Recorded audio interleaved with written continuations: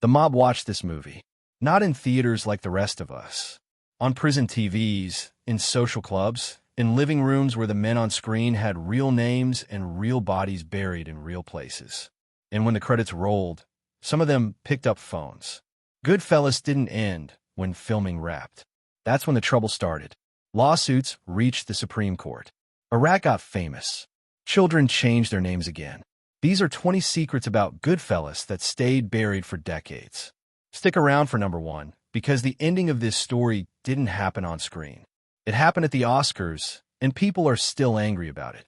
Number 20. The first test screening was a disaster. Before Goodfellas became untouchable, it nearly got taken apart. Warner Brothers held an early preview screening in Southern California, and it went about as badly as a screening can go. Dozens of people walked out. Some didn't even make it past the opening, where Tommy stabs Billy Batts in the trunk of the car. The comment cards that came back were vicious. Martin Scorsese later said it was the worst preview experience of his career, and producer Irwin Winkler described audience members confronting them in the lobby, furious about what they'd just watched. Here's what that meant inside the studio. Executives now had paperwork proving audiences hated the film, and paperwork like that usually means one thing. Recut it, soften it, take out the violence, take out the cocaine, make Henry likable. Scorsese refused. He'd made exactly the film he and Nicholas Pileggi wrote, a movie that seduces you into the life and then drops you into the paranoia. He argued the walkouts proved the film was working. People weren't bored. They were rattled. Warner Brothers blinked, released the film mostly as Scorsese cut it, and the reviews landed like a verdict. The same movie that emptied a preview theater is now taught in film schools. The audience didn't reject it. The audience just wasn't ready. Number 19. The ratings board made Scorsese cut the same shot over and over. Goodfellas came very close to going out with an X rating, which in 1990 would have killed it commercially. Major theater chains wouldn't book X-rated films, and newspapers wouldn't run the ads. The problem wasn't the body count. It was two specific moments: the stabbing of Billy Batts in the trunk and the murder of Maury with an ice pick to the back of the neck. The ratings board kept sending the film back, and Scorsese kept trimming frames. Not scenes, frames. Fractions of a second shaved off a knife going in, resubmitted, rejected, shaved again. He went back and forth with the board multiple times over those shots. Think about what that process actually looks like. One of the greatest living directors sitting in an editing room, removing slivers of film almost too small to notice, because a committee decided the violence felt too real. And that was the board's actual issue. Goodfellas violence isn't stylish. Nobody flips through the air. Men grunt and bleed and take too long to die. The trims eventually earned the R rating, but Scorsese made sure the essential brutality survived. What's on screen today is the negotiated version, and it still made preview audiences physically leave the building. The original cut has never been released. Number 18. Real wise guys were on set, and some wouldn't take checks. Scorsese wanted faces that looked lived in, so the production filled the backgrounds with real people from the neighborhoods where the story happened. That included men with genuine connections to the life. Nicholas Pileggi and Scorsese have both talked about this openly. Some of the extras and bit players hanging around the bamboo lounge scenes and the card games weren't acting. They were being themselves in better lighting. This created a very specific problem for the production office. Movie payrolls run on paperwork. Social security numbers, tax forms, signatures. Some of these men had no interest in putting their names on anything, for reasons the accountants chose not to ask about. So arrangements got made quietly, and certain background players were compensated in ways that kept them off the usual paper trail. The trade was worth it. Those faces gave the film its texture. Watch the long Copa Cabana introduction where Henry names Wise Guy after Wise Guy. Frankie the Wop, Freddie No-Nose, Pete the Killer. The authenticity in those frames wasn't costume design. Some of it walked in the door on its own. Crew members later said the atmosphere on set shifted when certain extras were around. Nobody was in danger, but everybody was polite. Number 17. Robert De Niro kept calling the real Henry Hill. While the film was shooting, Henry Hill was a paid consultant living under the radar.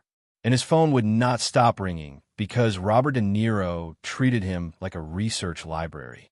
Hill said De Niro called him constantly, sometimes several times a week, with questions that sound almost absurd out of context. How did Jimmy Burke hold his cigarette?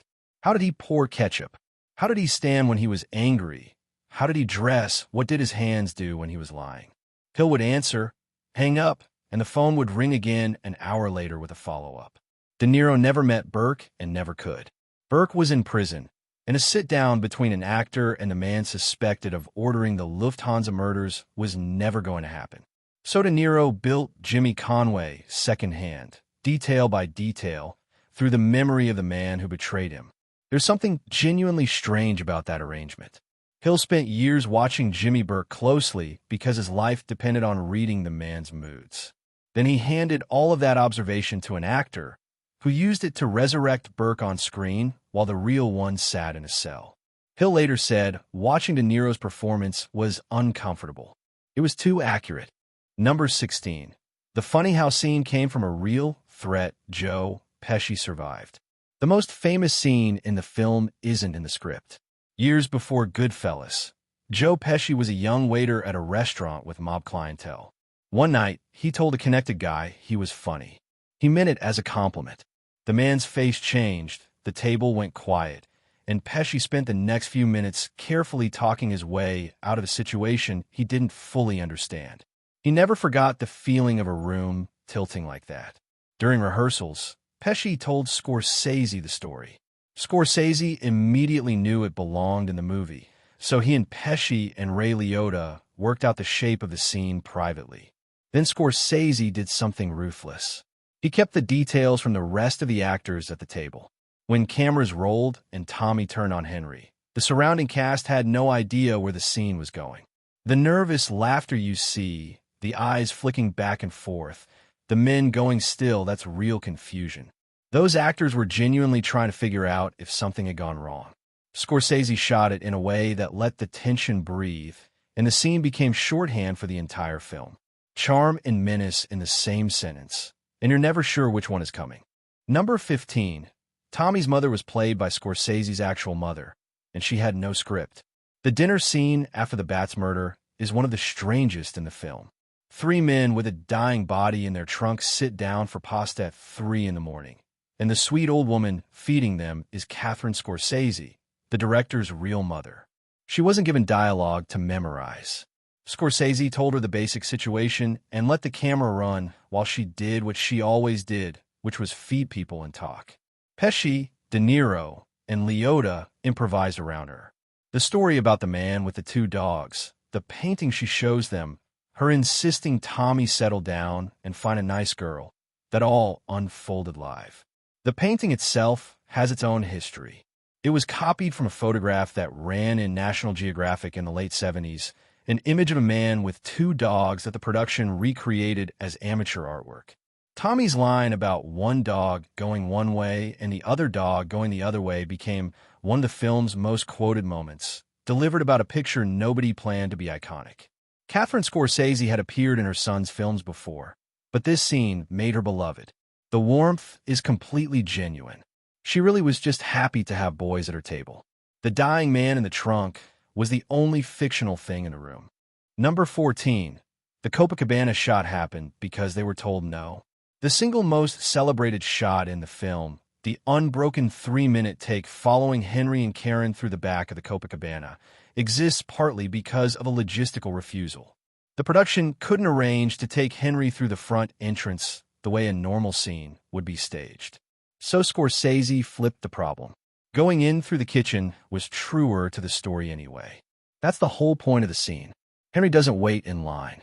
He moves through the guts of the place, past cooks and waiters who all know him, and a table materializes out of nowhere. The Steadicam operator had to choreograph dozens of extras, doors, hallways, and a live band, all in one continuous take. They did it 8 times, and at the end of the take sat a problem named Henny Youngman, the real comedian playing himself on stage. The take only counted if Youngman delivered his joke cleanly, and he kept fumbling it, which meant entire perfect 3-minute runs died at the finish line. When the 8th take finally landed, it became the shot every film student studies. It says everything about why Karen falls for the life without a word of explanation. And it only exists because the easy version wasn't available. Number 13. Michael Imperioli went to a real emergency room in movie makeup. Spider, the young card game gopher Tommy Shoots, was played by 22-year-old Michael Imperioli years before The Sopranos. In filming Spider's death, nearly gave a hospital staff a heart attack. During the scene where Spider is shot, Imperioli was rigged with makeup and prosthetics, bullet wounds on his chest, blood everywhere. In the middle of the action, he broke a glass and sliced his hand open. A real cut, deep enough to need stitches. The production rushed him to the nearest emergency room, and nobody thought to clean him up first. So Imperioli walked into an ER looking like a man who'd just been shot multiple times in the chest. Staff took one look and moved fast, and Imperioli had to explain that the bullet holes were fake and the actual injury was his hand. According to Imperioli, once the staff realized what was going on, the urgency evaporated, and the guy with fake gunshot wounds and a real bleeding hand got to wait his turn like everyone else. He took stitches and went back to work. He has told the story for years as one of the most surreal days of his career. The kid who died on Tommy's floor became one of the defining actors of the greatest mob show ever made. The audition, in a way, involved actual blood. Number 12. Paul Sorvino tried to quit 3 days before filming. Paul Sorvino was cast as Paul Cicero, the character based on Lucchese Captain Paul Vario, and he privately believed he couldn't do it. Sorvino was a war man, an opera singer, a poet, famously emotional. He looked at this character, a boss who moves slowly and kills with a nod, and felt nothing inside himself that matched. 3 days before filming, he called his manager and said, "Get me out of this. I can't find a man, and I'm going to ruin Martin Scorsese's picture." His manager talked him into waiting before doing anything permanent. That night, Sorvino walked past a mirror while fixing his tie, caught his own reflection mid-motion, and saw a look on his face he didn't recognize. Cold, settled, completely without mercy. He said he actually startled himself. That was Paulie already living somewhere in his body. He stopped trying to build the character and started letting that stillness lead. It's why the performance works with so little dialogue. Paulie never rushes, never raises his voice, and is somehow the most frightening person in the film. The real Vario never saw any of it. He died in federal prison in 1988, 2 years before release. One of the few major figures in this story who never had to watch himself on screen. Number 11. Ray Liotta was grieving through the entire shoot. Ray Liotta fought hard for the role of Henry Hill. He wasn't the studio's choice. Warner Brothers wanted a bigger name, and Liotta personally lobbied Scorsese, even approaching him at a film festival to make his case. He won the part, and then life handed him something brutal. His mother was dying of cancer during production. Liotta shot one of the most demanding roles of his career while driving back and forth to be with her, and she passed away during the making of the film. He spoke about this in later interviews and about where the grief went. It went into Henry. Watch the scene where Henry pistol whips Karen's neighbor across the face. Liotta said the rage in that moment was real, pulled directly from what he was carrying about his mother. He had somewhere to put the anger, and the movie caught it. There's a reason Henry never reads as a simple, charming narrator. There's something raw underneath the smile for the entire runtime, a man barely holding his insides together, and part of that wasn't craft. The performance got overshadowed for decades by Pesci's Oscar and De Niro's Legend, but actors consistently name Liotta's work here as some of the most underrated screen acting ever. He carried the film through the worst year of his life and never made it anyone's problem. Number 10. The mob gave the film its own review. Here's the reaction Warner Brothers never put in the marketing. The actual Mafia loved Goodfellas, not as entertainment, as documentation. In the years after release, former mobsters, informants, and FBI agents kept saying versions of the same thing. This is the accurate one, not The Godfather, with its honor and its whispering dawns. Goodfellas, the pettiness, the constant scheming over money, the way murder arrives casually over an insult, the crushing boredom between scores. Men who lived it said watching the film felt like surveillance footage of their own past. Henry Hill claimed people from his old world got word to him over the years that the movie nailed it, which he found darkly funny, since those same people would have happily killed him. FBI agents who worked organized crime cases have said in interviews that they'd point new agents to the film as a cultural crash course. And this created a strange legacy problem for actual crime families. The film was so precise about how crews operate, how tribute flows upward, how a guy gets made, that it functioned almost like a training manual for the public. Prosecutors could reference it and juries understood. The life ran on silence for generations. Goodfellas put the mechanics on a screen in every mall in America. Number 9. Jimmy Burke watched the movie from prison. When Goodfellas opened in September 1990, the real Jimmy Conway, whose actual name was Jimmy Burke, was sitting in a New York prison, and he was never getting out. Burke had been convicted in a point-shaving case and later for murder, while investigators remained convinced he was behind the Lufthansa heist and the killings that followed it, though he was never convicted for the robbery itself. Then one of the biggest movies in the country came out and told the world, in barely disguised form, exactly what he was suspected of. Henry Hill claimed over the years that word came back to him about Burke's reaction, and that Burke still wanted him dead, movie or no movie. Hill said the contract on his life didn't expire just because he'd become a public figure. Think about what Burke's position actually was. Every inmate around him had seen the film. Every guard. Robert De Niro, one of the most famous actors alive, was playing him with his mannerisms intact, mannerisms Hill had described over the phone. His legend grew enormous while he sat in a cell with no way to profit from it and no way to answer it. Burke died in custody in 1996, taken out not by an enemy, but by cancer.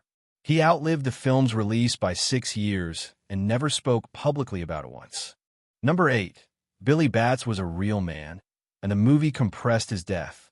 Billy Batts wasn't a screenwriter's invention. He was William Benvena, a made member of the Gambino family who really did come home from prison in 1970 and really was beaten and killed after a confrontation with Tommy DeSimone.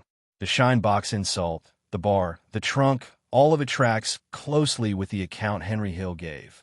But the film compresses the reality in ways worth knowing. The bad blood between Benvena and DeSimone had history behind it, and the aftermath stretched out far longer than the movie's tight sequence suggests. The burial and the gruesome relocation of the body months later, when the ground was sold for development, happened, and Hill described the smell in the car for the rest of his life. Here's the part the movie only hints at. Killing a made man without permission is a death sentence, and the Gambinos didn't forget. Investigators and Hill both connected Benvena's murder to what eventually happened to DeSimone, which we'll get to. The film turned Benvena into a punchline of arrogance, the guy who ran his mouth at the wrong psychopath. He had a family. He had decades in a life. His name now belongs permanently to one scene in a movie, which is its own strange afterlife for a real person. Number 7. The real Tommy was a foot taller and twice as terrifying. Joe Pesci won an Oscar playing Tommy DeVito, based on Thomas DeSimone, and nearly everything about the physical casting was wrong on purpose. The real DeSimone was in his 20s during most of the events in the film, and he was a big man, over 6 feet tall and built like a bouncer. Pesci was in his mid-40s and famously small. It didn't matter. People who knew DeSimone said Pesci captured the important part, the hair trigger switch, the way violence arrived without build-up. The murder of Spider is drawn from Hill's real account of DeSimone shooting a young man during a card game. And the ending Pesci played, the whacking of Tommy as payback for Billy Batts, matches what investigators believe happened. DeSimone disappeared in January 1979 and was never seen again. No body was ever found. Hill always maintained the Gambinos lured him with the promise of being made, the exact devil's bargain in the film, getting dressed up for the honor and walking into a gun instead. His family eventually had him declared legally dead. So the most quotable character in the film is a ghost in real life. No grave, no closure, just a date he stopped existing. The movie gave him the funeral the real world never did. Number 6. The Lufthansa case was still open when the film premiered. Here's something wild about the movie's biggest set piece.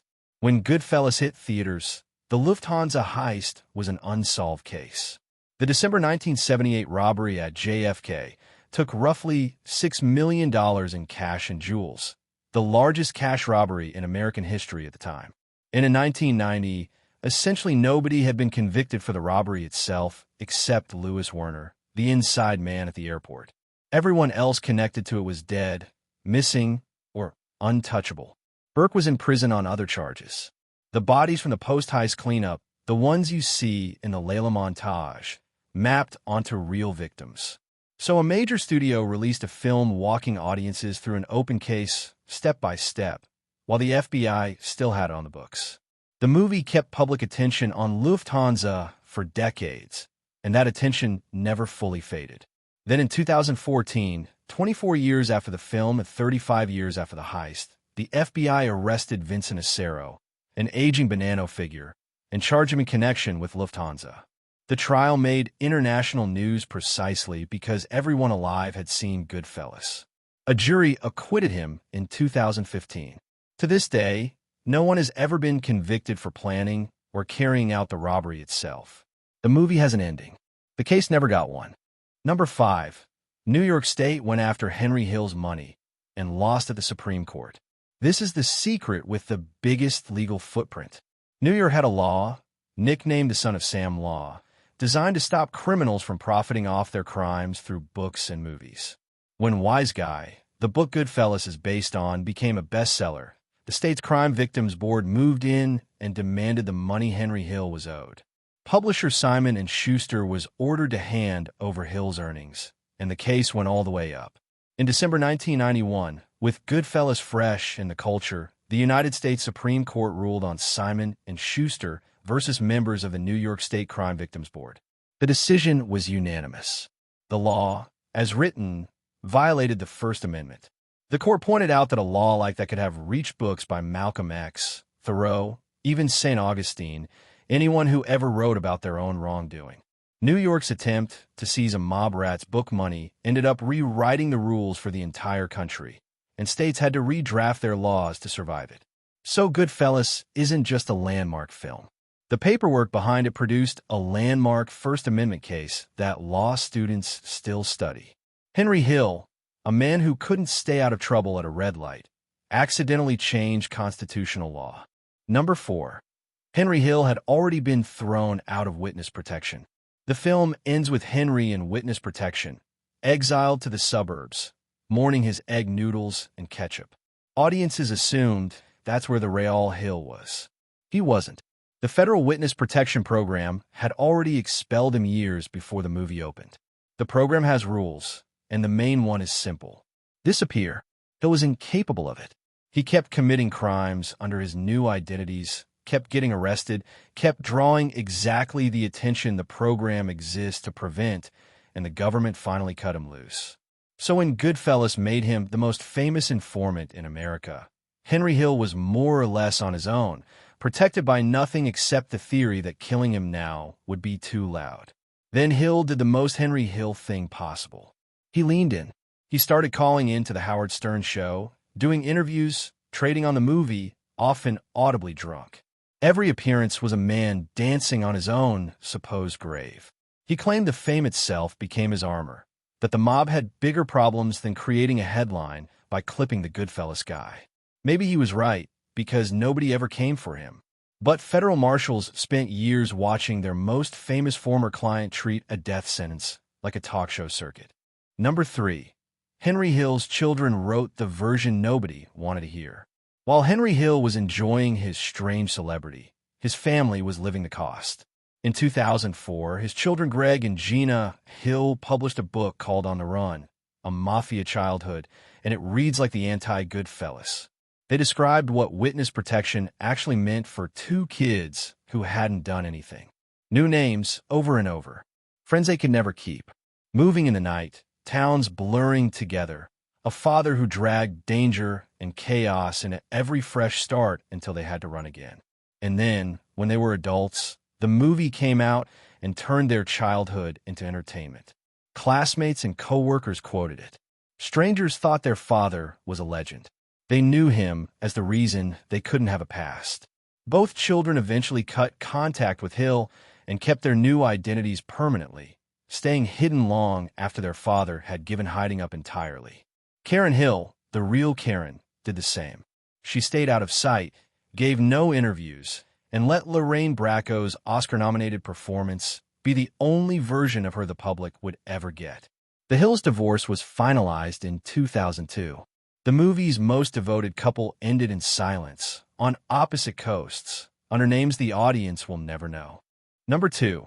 Henry Hill spent his last years selling the life he ratted on.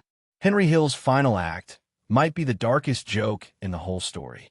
The man who broke Omerta, who put his friends in prison and his bosses in the ground, spent his last 2 decades selling the mob as merchandise. He hawked his own pasta sauce. He sold paintings, including his own artwork of scenes from his criminal past.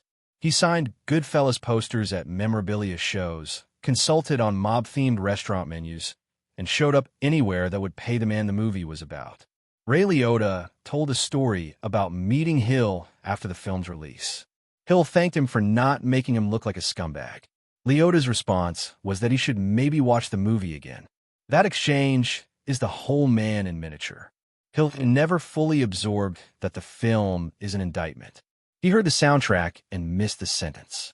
His decades after the film were a loop of arrests, addiction struggles, sobriety attempts, and paydays, all powered by the fame Scorsese accidentally handed him. Henry Hill died on June 12, 2012, in Los Angeles, one day after his 69th birthday, of complications from heart problems after years of illness. He outlived Burke, outlived DeSimone, outlived Vario, outlived almost everyone from the crew. The Rat won, if you can call that winning. Number 1. The film lost Best Picture, and the wound never closed. The final secret isn't hidden in a vault. It happened on live television in front of 1 billion people, and the industry has spent decades pretending it went fine. At the 1991 Academy Awards, Goodfellas was nominated for 6 Oscars, including Best Picture and Best Director. It won exactly 1. Joe Pesci took Best Supporting Actor and gave one of the shortest speeches in Oscar history. 5 words. "It's my privilege. Thank you." Then he sat down. Best Picture and Best Director went to Dances with Wolves and Kevin Costner. At the time, it seemed defensible. Costner's film was a massive, earnest epic. But the verdict of history has been brutal and pretty much unanimous. Goodfellas is routinely ranked among the greatest films ever made, sitting high on nearly every serious all-time list, and it was selected for the National Film Registry in 2000, in its very first year of eligibility. Scorsese wouldn't win Best Director until The Departed, 16 years later, an award half of Hollywood treated as an apology. Ask filmmakers today which 1990 film shaped everything after it, from The Sopranos to 3 decades of crime cinema, and nobody says Dances with Wolves. The Academy got 1 vote. The culture got the final one, and the culture overruled them. So that's the real ending of Goodfellas. Not a freeze frame, not a Sid Vicious cover. A Supreme Court ruling, an unsolved robbery, 2 kids with new names, and a rat selling pasta sauce off his own betrayal. The movie told the truth about the life, and the life spent 30 years answering back. Which of these hit you hardest? Tell me in the comments, because I read all of them. If you made it this far, tap the like button so more people find this one, and subscribe because there are plenty of movies with bodies buried behind the scenes, and we're digging every one of them up. Until next time, keep your mouth shut and never rat on your friends.